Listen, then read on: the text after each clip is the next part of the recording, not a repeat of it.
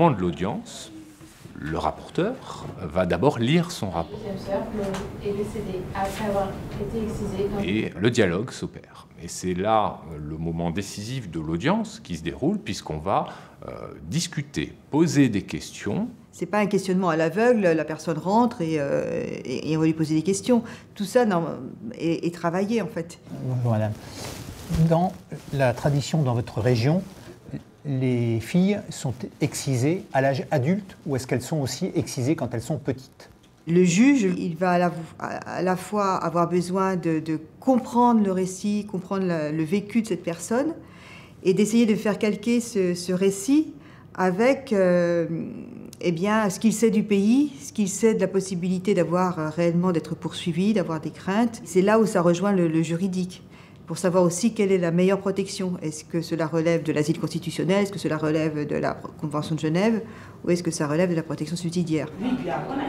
Poser les questions pertinentes, c'est compliqué, et écouter, c'est difficile, puisqu'il faut faire abstraction de ses affects, de ses préjugés, s'ouvrir à la parole de personnes qui viennent de cultures, d'environnements différents, de milieux différents. Là, vous avez une personne qui vous parle, qui vous raconte des choses, vraies ou fausses. Ça, c'est tout l'enjeu aussi, tout le débat qu'on a autour du droit d'asile et de la demande d'asile.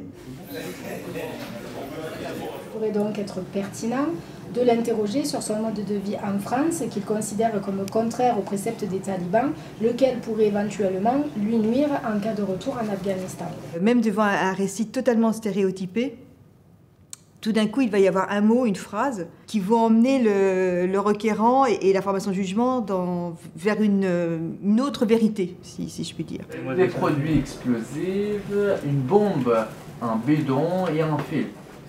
C'est-à-dire ils l'ont démilitarisé sans que vous soyez présent, pas devant vous. Et les deux éléments de la crédibilité, d'abord la constance du récit qui s'inscrit dans un contexte géopolitique crédible, et deuxièmement, la spontanéité, la sincérité du requérant dans l'expression de son histoire. Avouez quand même que c'est terrible.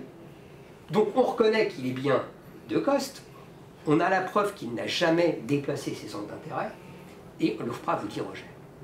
Donc c'est pour ça que je vous disais, à titre liminaire, que ce garçon ne devrait même pas être devant vous aujourd'hui. Le fait d'avoir été en Europe est suffisant pour faire l'objet de persécution de la part des talibans.